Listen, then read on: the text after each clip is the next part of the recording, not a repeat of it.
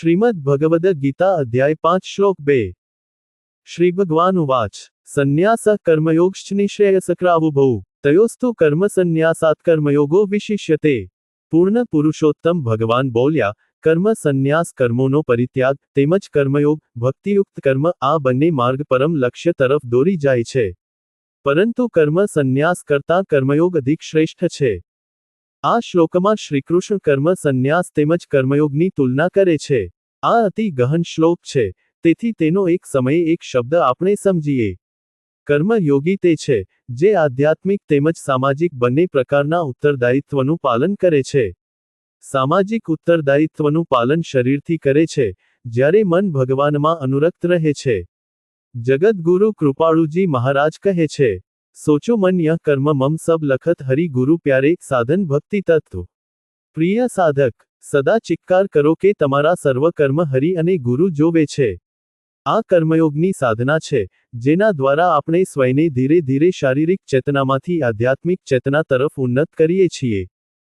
कर्म संन्यास एवा उन्नत आत्माओं माटे छे, जेओ दैहिक अवस्थाथी उपर उठी चूक्या छे। कर्म संन्यासी ए छे जे भगवाનમાં સંપૂર્ણ લીન થઈ જવાથી સામાજિક ઉત્તરદાયિત્વોનો પરિત્યાગ કરે છે અને આધ્યાત્મિક ઉત્તરદાયિત્વ ભગવાનની ભક્તિયુક્ત સેવામાં વ્યસ્ત રહે છે। કર્મ સંન્યાસીનો આ ભાવ રામાયણમાં લક્ષ્મણ દ્વારા એ સમયે સુંદર રીતે અભિવ્યક્ત કરવામાં આવ્યો છે, જ્યારે તેમને શ્રી રામ તેના સામાજિક ઉત્તરદાયિત્વનું પાલન કરવાનું કહે છે। મોરે સબઈ એક તુમ સ્વામી દિનબંધુ ઉર અંતર્યામી। લક્ષ્મણ રામને કહે છે, તમે મારા સ્વામી, પિતા, માતા, મિત્ર અને સર્વસ્વ છો। હું મારી પૂર્ણ શક્તિઓથી કેવળ તમારા પ્રત્યેનું ઉત્તરદાયિત્વ નિભાવીશ। તેથી કૃપા કરીને મને મારા કોઈપણ દૈહિક ઉત્તરદાયિત્વ અંગે કંઈ ન કહો। જેઓ કર્મ સંન્યાસની સાધના કરે છે, તેઓ પોતાને શરીર માનતા નથી। પરિણામે તેઓ તેમના દૈહિક ઉત્તરદાયિત્વના પાલનને આવશ્યક ગણતા નથી। આવા કર્મ સંન્યાસી તેમનો સંપૂર્ણ સમય તથા શક્તિ આધ્યાત્મિકતાને સમર્પિત કરી દે છે, જ્યારે કર્મયોગીએ તેમના સમયને સંસારી તેમજ આધ્યાત્મિક ઉત્તરદાયિત્વ વચ્ચે વિભાજિત કરવો પડે છે। આ દૃષ્ટિએ કર્મ સંન્યાસી અધિક ગતિથી ભગવાન તરફ આગળ વધે છે, જ્યારે કર્મયોગીઓ સંસારી ઉત્તરદાયિત્વના ભાર સાથે સંકળાયેલા રહે છે। આ શ્લોકમાં શ્રીકૃષ્ણ કર્મ સંન્યાસની અપેક્ષાએ કર્મયોગની પ્રશસ્તિ કરે છે તથા અર્જુનને આ જ માર્ગનું અનુસરણ કરવાનો ઉપદેશ આપે છે। તેનું કારણ છે કે કર્મ સંન્યાસના માર્ગમાં કેટલાક ભયસ્થાનો રહેલા છે।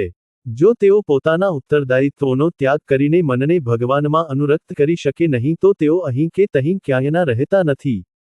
ભારતમાં આવા હજારો સાધુઓ છે જેઓ માને છે કે તેઓ વિરક્ત થઈ ગયા છે અને તેથી તેમણે સંસારનો ત્યાગ કર્યો છે, પરંતુ તેમનું મન હજી ભગવાનમાં અનુરક્ત થયું હોતું નથી।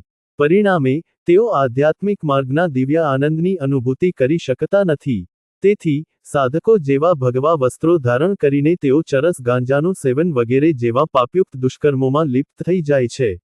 કેવળ અજ્ઞાની વ્યક્તિ તેમના આળસ્યને સંસારથી વિરક્તિ માનવાની ભૂલ કરી શકે છે। બીજી બાજુ કર્મયોગી તેમના સાંસારિક ઉત્તરદાયિત્વનું પાલન અને આધ્યાત્મિક સાધના બંને કરે છે। તેથી જો તેમનું મન આધ્યાત્મિકતામાંથી વિચલિત થઈ જાય તો કમસે કમ તેઓ પાસે તેમના કર્તવ્યોના પાલનનો વિકલ્પ રહે છે। આ પ્રમાણે અધિકાંશ લોકો માટે કર્મયોગ એ સુરક્ષિત માર્ગ છે, જ્યારે કર્મ સંન્યાસનું અનુસરણ કેવળ નિપુણ ગુરુના માર્ગદર્શનમાં જ કરવું જોઈએ।